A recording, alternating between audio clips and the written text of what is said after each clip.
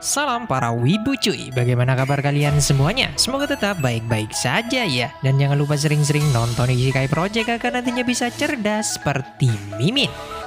Pada kesempatan kali ini sesuai janji Mimin sebelumnya, Mimin akan melanjutkan alur cerita Giant Killing. Jadi bagaimanakah kelanjutan kisah Tatsumi untuk membawa tim ETU menuju puncak kejuaraan nasional? Oke lah, langsung saja kita lanjut ke pembahasannya saja sob. Check it out.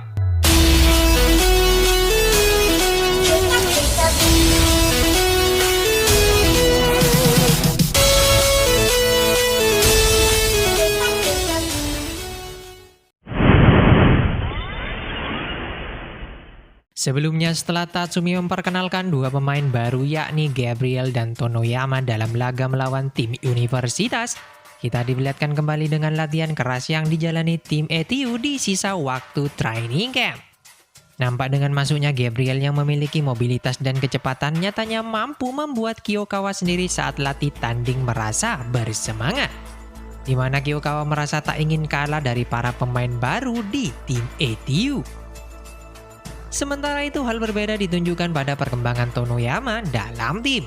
Di mana dengan ketidakmenonjolan yang ditunjukkan Tonoyama membuat para rekannya di lapangan tak sadar atas kontribusi yang ditunjukkan oleh dirinya.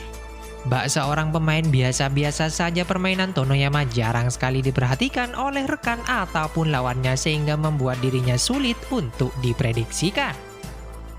Sementara di pinggir lapangan, Tatsumi dan Matsubara sedari tadi terus-menerus mengamati latihan para pemainnya tersebut.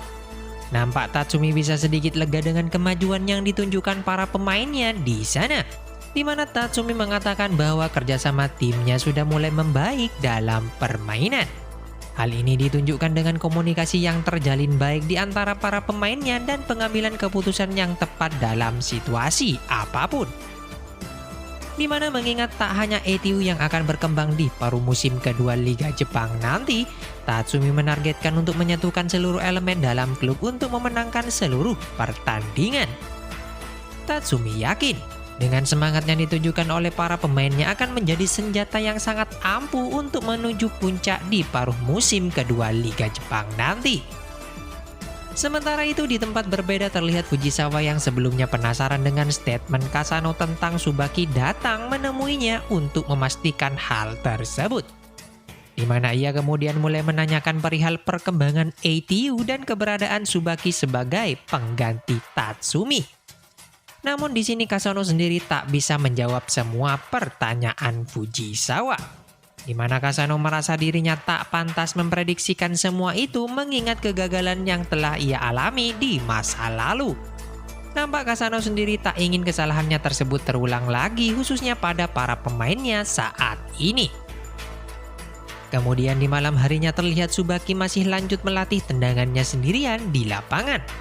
Nampak keseriusan untuk terus berkembang terpancar di raut wajahnya. Seakan dirinya sama sekali belum puas dengan performa yang ditunjukkannya dalam permainan. Lalu di sini Tatsumi yang ternyata diam-diam melihat hal tersebut mulai datang menasihati Tsubaki di sana. Ia meminta Tsubaki untuk melanjutkan apa yang dinilainya benar untuk dilakukan dan tak memaksakan diri untuk mengasah kemampuannya tersebut. Di mana di sini Tatsumi ternyata tak melarang Tsubaki melakukan rutinitasnya tersebut dan meminta Tsubaki agar tak terlalu kecapean di pertandingan selanjutnya. Kemudian di sisi lain kita diperlihatkan dengan perolehan sementara tim ETU di Liga Jepang. Di mana dalam klasemen Liga Jepang di paruh musim babak pertama, tim ETU bertengger di papan tengah klasemen dengan 6 kemenangan. Dan terpaut 12 poin dari sang pemuncak klasemen saat ini yakni Osaka Gunners. Nampak hal ini akan menjadi jalan terjal bagi ETU mengingat mereka harus tak boleh sekalipun kalah di paruh musim kedua ini untuk merebut gelar juara.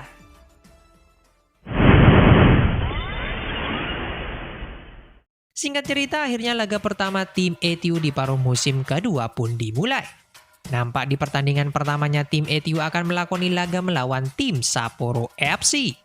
Terlihat para pemain dari kedua tim telah beriringan berjalan masuk ke dalam lapangan pertandingan. Nampak di raut wajah para pemain ETU keyakinan untuk memenangkan pertandingan khususnya Tatsumi. Namun di sini ternyata Sugi berada di bangku cadangan dan kemungkinan besar tak akan dimainkan dalam laga kali ini, di mana perannya di lini belakang akan digantikan oleh sosok Kamai yang telah bersiap di lapangan. Sementara di lini depan Sera ataupun Miyano tak dimainkan oleh Tatsumi.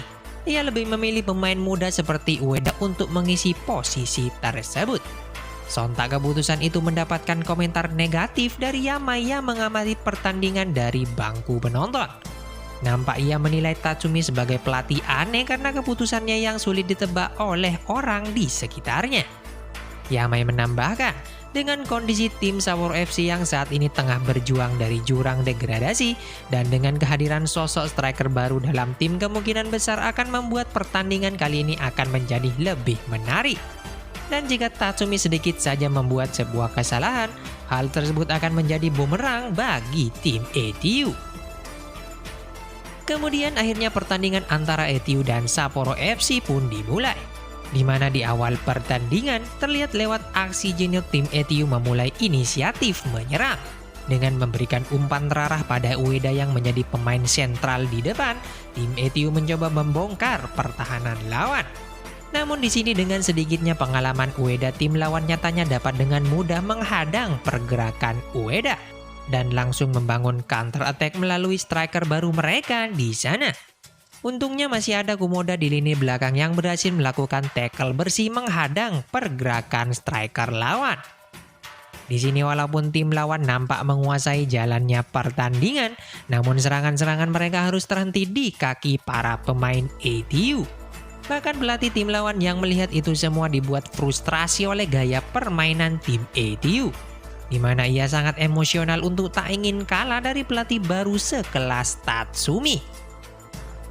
Namun beberapa saat kemudian nasib buruk pun menimpa tim ETU, di mana lewat sebuah serangan yang dibangun tim lawan, pemain tengah mereka lantas melakukan sebuah syuting keras dari luar kotak penalti ke arah gawang ETU. Namun naas, bola yang awalnya siap untuk diantisipasi Midorikawa ternyata malah membentur bahu striker tim lawan yang membuat bola harus berbelok dan masuk ke gawang Midorikawa. Di mana dengan gol tak terduga tersebut membuat tim ETU harus tertinggal 1 angka di babak pertama atas tim Sapporo FC. Di sini mengetahui timnya tertinggal 1 angka, Tatsumi masih merasa tenang. Ia meminta pada Matsubara untuk tak gelisah di saat situasi seperti ini. Sementara di lapangan nampak para pemain ETU sendiri tak sedikit pun merasa frustrasi mengetahui timnya tertinggal 1 angka saat ini. Melalui Morokoshi dan Kuroda yang memberikan semangat pada para rekannya di sana, membuat suasana tegang dalam tim kembali mencair. Bahkan dengan sebuah dukungan khusus yang diberikan para pemain cadangan yang ikut menonton di tribun, membuat para pemain ETU merasa kembali bersemangat untuk memenangkan pertandingan. Benar saja, semangat juang para pemain ETU ditunjukkan di lapangan pertandingan. Terlihat walaupun berada di bawah tekanan tim lawan, para pemain bertahan lagi-lagi masih bisa mengintersep penguasaan bola dari pemain Sapporo FC. Bahkan diperlihatkan para pemain ETU di sana melakukan pressing ketat pada para pemain lawan. Di mana sampai di satu momen saat Kamai berhasil mencuri bola dari pemain depan lawan, dengan sangat cepat dirinya diperlihatkan langsung mengirimkan umpan terarah pada Jino di lini tengah. Di mana lantas Jino yang melihat pergerakan Morokoshi langsung memberikannya umpan tepat di kakinya. Tak ingin membuang kesempatan, Morokoshi dengan sangat heroik langsung melepaskan tendangan keras dari luar kotak penalti. Bak tendangan Hulk dari Brazil, nyatanya tendangan Morokoshi tersebut tak mampu dibendung kiper tim lawan sehingga membuat ETU berhasil mengejar ketertinggalan mereka di sisa waktu babak pertama.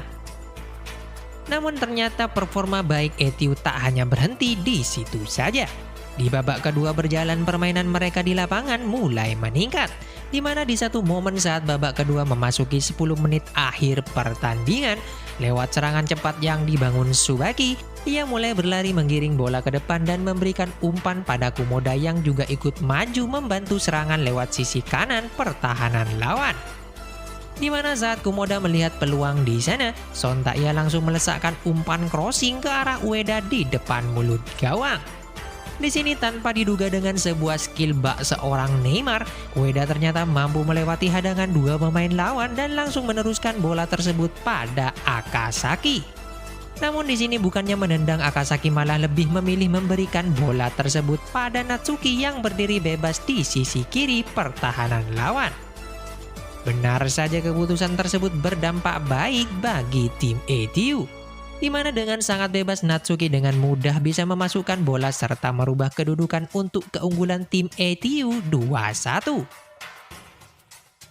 Namun ternyata keganasan ETU tak hanya berhenti sampai di situ saja, di mana ETU benar-benar mengunci kemenangan mereka lewat sebuah gol yang diciptakan Sakai di menit-menit akhir pertandingan. Sontak dengan kemenangan tersebut membuat seluruh pemain ETU bersukacita menyambut kesuksesan pertama mereka di awal musim kedua ini. Bahkan para supporter di tribun penonton sangat antusias menyambut kemenangan tim kesayangan mereka di sana.